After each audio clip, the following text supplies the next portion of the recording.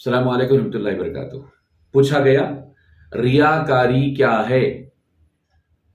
जवाब दिया गया वो अमल करना जिससे मकसद अवामुन नास की खुशनुदी हो, उन्हें खुश करने के लिए अमल करना, अल्लाह की रिदा के लिए नहीं। अल्लाह तबारक व तआला ये मेरे काम से खुश होंगे, अल्लाह ताला ये काम मैं करूंगा तो खुश होंगे, वो रियाकारी नहीं।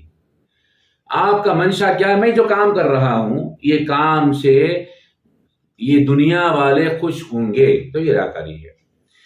बताया गया रियाकारी की 3 अलामतें हैं।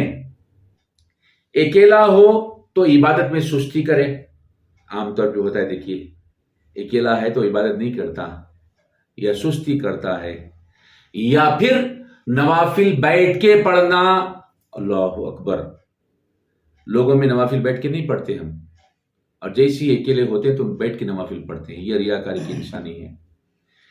फिर लोगों में हो तो सुस्ती नहीं करना, चुस्ती बताना। इबादत के मामले में, नेक काम के मामले में हम क्या करते हैं, लोगों में रहे तो हम चुस्ती बताते हैं, भाई ये करना है, ये करना है, ऐसा करना है, वैसा करना है। ये रियाकारी की दलील है।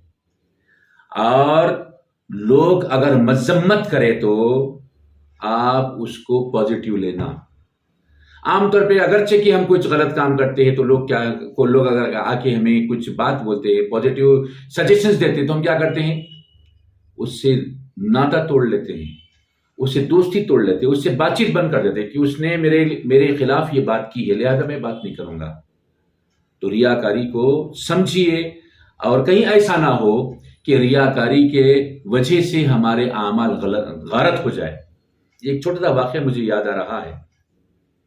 एक मर्तबा एक बादशाह ने एक आम आदमी को दावत दिया, वो अपने साहबजादे के साथ दावत में गया। अब जाहिर सी बात है, बादशाह की दावत है, अनवा किस्म के ग़िज़ाएं रखी हुई है, बड़े दस्तरखान चुने हुए हैं।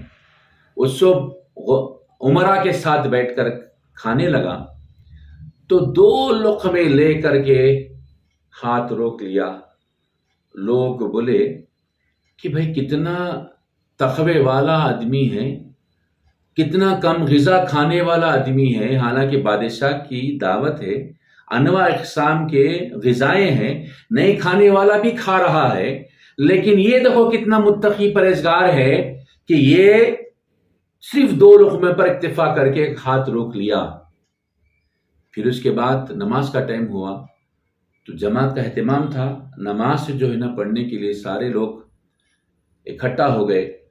जब नमाज पढ़ने लगे फर्ज नमाज के बाद, अब ये शख्स नवाफिल पे नवाफिल पढ़ रहा है। सारे लोग नमाज से फारिग हो गए, लेकिन ये एक खुले मैदान में नमाज हो रही है, दावत का मामला था। अब वहां पर ये क्या कर रहा है, नफिल पे नफिल पढ़ा, नफिल पे नफिल पढ़ा। अब लोग क्या कह रहे हैं, कितना मुत्तकी परहेजगार है। देखो खाने के मामले की जब बात आई तो सिर्फ दोनी वाले पे इक्तिफा कर लिया। अब इबादत के मामले में देखो कितना इबादत कर रहा है। ये नज़ारे को उसका साहबजादा देख रहा था। जब तमाम मामलात खत्म हुए वो घर आया। घर आने के बाद अपनी शरीक से कहा कि भूख लगी, जल्दी से खाना निकालो। अब बेटा हैरान होकर के पूछा, अब्बा अभी तो बादशाह की दावत से आ रहे हैं और फिर वहां पर हमने अनवा अक़साम के ग़िज़ा को खाया है, फिर भूख कैसी? तो बाप ने कहा, मैं वहां पर लोगों में अपना नाम कमाने के लिए 2 लुक़मे खाकर हाथ रोक लिया था, इसीलिए अब मुझे भूख लग रही है। बेटा समझदार था तो फिर, बाबा आप इबादत भी लोगों को बताने के वास्ते, रियाकारी के वास्ते किए होंगे, क्योंकि आपने अभी इतनी लंबी कभी इबादत नहीं किए थे। तो जैसे आपको दोबारा यहां पर खाने की जरूरत पड़ गई है, वैसे ही जो इबादत आपने फर्ज नमाज अदा की है उसको भी लौटा लीजिए, क्योंकि वो भी रियाकारी की थी। ये वाकया हमारी आंख खोलने के लिए काफी है। अल्लाह को राजी करने के वास्ते काम कीजिएगा, लोगों की रिदा के लिए काम मत कीजिएगा। लोग आपकी तारीफ करते हैं, आप खुश हो जाते हैं, थोड़ी देर का मामला होता है, लेकिन अल्लाह जब राजी होता है तो दीन और दुनिया में अल्लाह तबारक व तआला उसके इनामत व इकरामत अता फरमाता है।